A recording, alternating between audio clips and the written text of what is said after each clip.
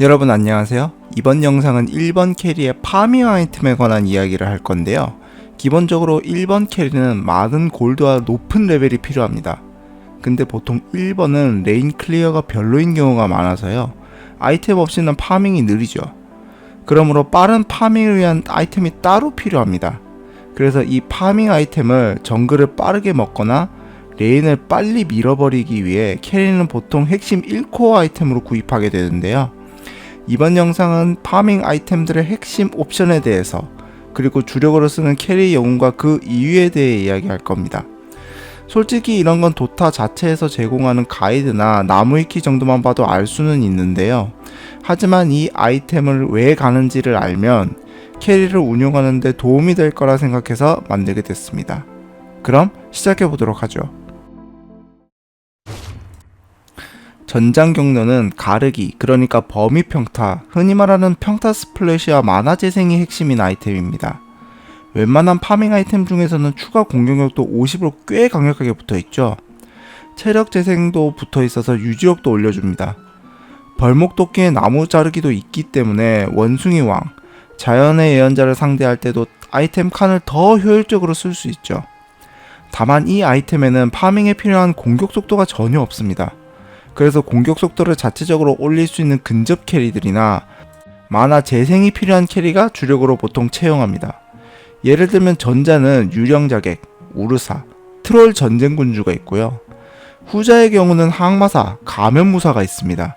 근데 가면무사나 트롤 전쟁군주는 솔직히 후술할 혼돈의 망치도 상황 봐서 쓰기도 하죠. 마지막으로 원거리 캐리는 가르기가 발동이 안 돼서 절대 사지 않습니다. 보통 전장 경로를 1코어 아이템으로 뽑는다면요, 15분 내로는 나와야 하고요. 아무리 늦어도 17분에는 나와야 의미가 있습니다. 혼돈의 망치는 평타 칠 때 일정 확률로 연쇄 번개, 흔히 말하는 체인 라이트닝이 발동되는 아이템입니다. 피해도 적당히 붙어있고 공격 속도도 약간 붙어있습니다. 거기다가 체인 라이트닝이 발동될 때는 정밀 타격이 붙기 때문에 회피를 상대하는데도 약간 도움이 되죠. 특히 후반에 묘리르로 업그레이드를 하는 경우가 많은데요. 이 묘리르가 공격 속도를 많이 올려줍니다. 하지만 묘리르는 나름 후반 아이템인데도 불구하고 데미지가 낮게 붙어 있어요. 그래서 공격 속도가 중요한 근접 캐리들, 혹은 파밍기가 없는 일부 원거리 딜러가 채용하는데요. 전자의 예시는 얼굴 없는 전사와 가면무사, 후자의 예시는 번개 감시자와 자연의 예언자가 있습니다. 혼돈의 망치는 1코어 아이템으로 뽑는다면 13분이나 14분 정도에 나오는 것이 보통이죠. 만타도끼는 사실 다재다능한 아이템입니다. 파밍뿐 아니라 생존용, 그리고 몇몇 캐리들에게는 딜링 아이템이 될 수도 있죠. 그래서 이번엔 파밍 관련해서만 이야기할 건데요. 첫 번째로 살펴볼 옵션은 이동 속도와 추가 민첩, 그리고 공격 속도인데요. 이 옵션들은 정글과 레인을 빨리 오갈 수 있게 해주고, 추가 공격 속도와 민첩으로 딜링 능력도 약간 강해져서 정글을 더 빨리 먹을 수 있습니다. 거기다가 이 옵션은 사실 만타의 하위 아이템, 야차의 기능이라 이런 유용한 옵션을 한 2,000원에 값싸게 얻을 수 있다는 것이 가장 큰 장점이죠. 두 번째 핵심 옵션은 환영 두기 생성인데요. 이 환영을 활용해 레인을 밀면서도 본체는 안전하게 정글을 먹는 플레이가 가능합니다.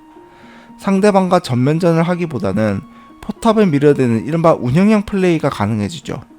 이런 만타라는 파밍 아이템은 대체적으로 파밍을 많이 해야 하는 환영 캐리나 만타의 환영에도 범위 공격이 묻어나오는 캐리들이 보통 구매하게 되는데요.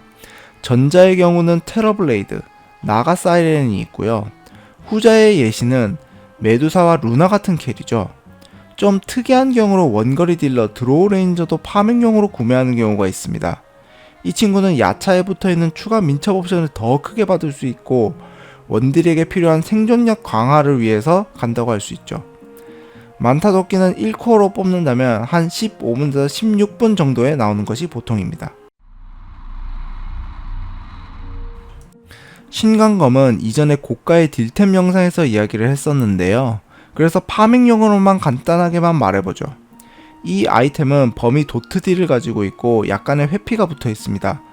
그래서 그냥 존재만으로도 지속적인 딜을 가할 수 있어 정글과 레인을 간편하게 쓸어먹을 수 있고, 한타 시에도 걸어가는 것만으로도 상대에게 압박을 줄 수 있습니다. 그리고 회피 옵션으로 인해 탱킹력도 상승합니다. 그래서 튼튼하지만 화력이 다소 부족해 카이팅을 잘 나가는 캐리들이 구매하는데요. 대표적으로 망령제왕, 연금술사, 흡혈마가 있습니다.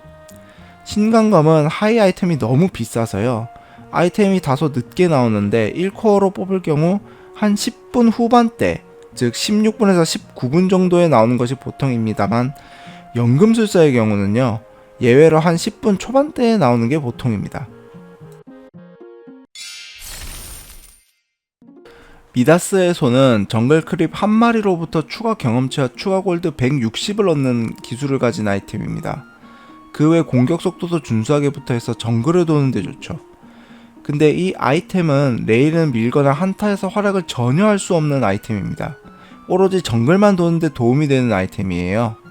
다른 아이템은 데미지를 그래도 적당히 올려주기 때문에 레인을 밀거나 한타에 참여하는 것을 고려할 수 있는데 이 아이템으로는 그것이 불가능하죠. 그래서 이 아이템은 보통 캐리가 레인전에서 엄청 흥했거나 아니면 엄청 망했을 때 가는 아이템입니다. 흥한 경우는 진짜 일찍 나와서 한 6분에서 7분대에 나와서 두 번째 그리고 세 번째 핵심 아이템을 빠르게 뽑아서 활약할 수 있고, 엄청 망한 경우에는요, 레인을 미는 것도 한타 참여도 모두 위험하니까 정글에서 오래 죽치고 파밍을 하면서 역전을 노리는 경우죠. 미다스의 손을 주력으로 쓰는 캐리는 거의 없고요. 거의 상황 봐서 가는 아이템이라고 할 수 있습니다. 캐리 외에는 미다스의 손의 효과를 배로 늘릴 수 있는 미드 번개 감시자, 서포터 오거 마법사, 그리고 추가 경험치를 핵심으로 보는 미드 원소술사 정도가 있습니다. 지금까지 정글과 레인 파밍에 대한 아이템들에 대해 이야기했는데요. 사실 캐리의 모든 아이템들은 나오는 타이밍이 굉장히 중요합니다. 제가 파밍 아이템에 대해서 이야기할 때도 나와야 되는 타이밍에 대해서 이야기를 했었죠. 사실 제가 말씀드린 타이밍은요, 보통 신발 뽑고 나서 바로 파밍 아이템으로 달리는 경우에 대해서 이야기한 겁니다. 사실 어떤 캐리들은요, 신발을 뽑고 나서 다른 아이템을 먼저 갖춘 뒤에 파밍 아이템을 갖추는 경우도 있죠. 그런 경우에는 보통 제가 말씀드린 타이밍에서 한 몇 분 정도 늦춰진다고 보시면 되겠습니다. 그리고 사실 모든 캐리들이 파밍 아이템을 갖춰야 하는 것은 아닌데요. 사실 도타의 어떤 캐리들은요, 파밍 아이템이 없어도 파밍을 빨리 할 수 있는 영웅들도 있고요.